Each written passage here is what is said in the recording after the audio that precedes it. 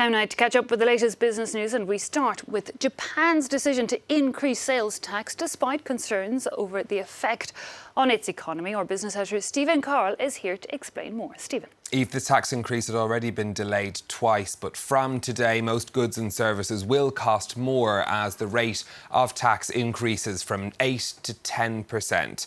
This as Tokyo seeks to raise more revenue to repay its debts and fund services for its ageing population. Consumers have rushed to make big purchases ahead of the tax increase. The government is wary of the effect the hike could have on the economy and are trying to limit it with a series of rebates. Shirley Sipman has the details.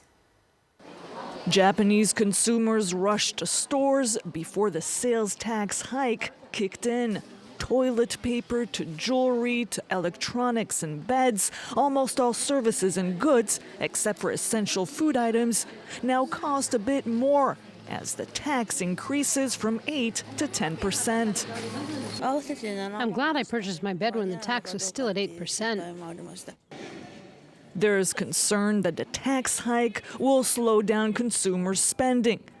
Like last time, Shinzo Abe raised Japan's sales tax in 2014 from 5 to 8%. Back then, Japan slipped into recession. That's why this time the government has taken a number of measures to mitigate the hike's effects, like a series of rebates for the next 9 months.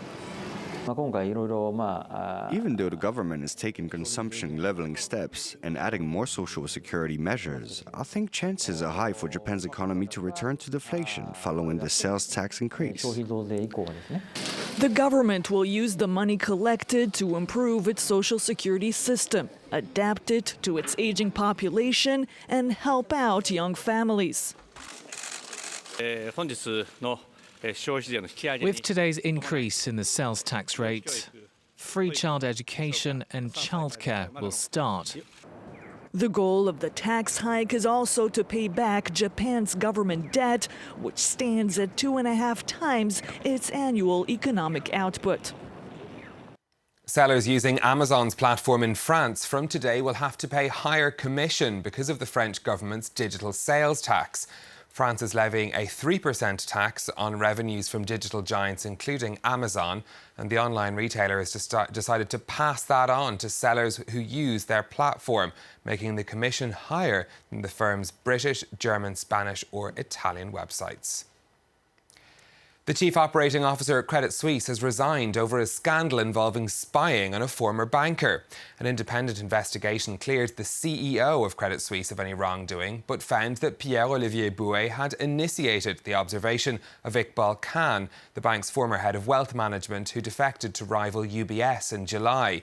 Credit Suisse says there was no evidence that Mr. Khan had tried to poach clients or employees away from the bank, and that the CEO, Tidjane Thiam, was unaware of the surveillance.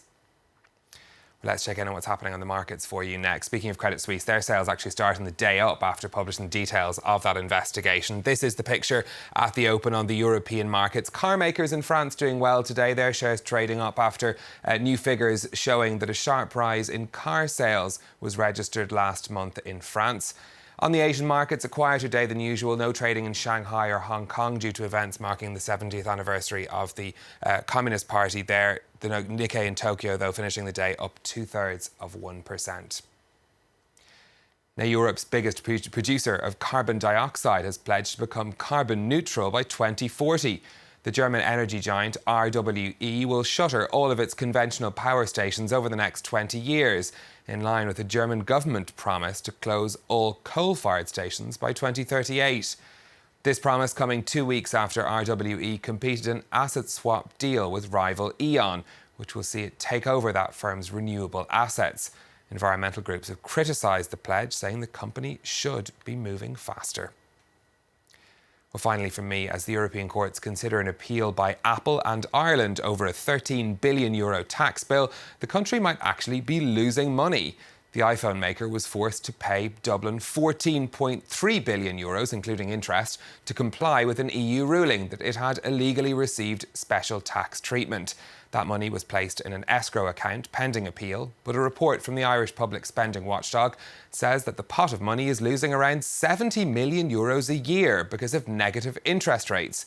The appeals process is expected to take years, so if Ireland does end up keeping the money, they may have lost hundreds of millions of euros in the process. Eve. Fascinating stuff, Stephen. The things I just don't know about until you come on set. Stephen Carroll there with our business update. Thanks a lot for that.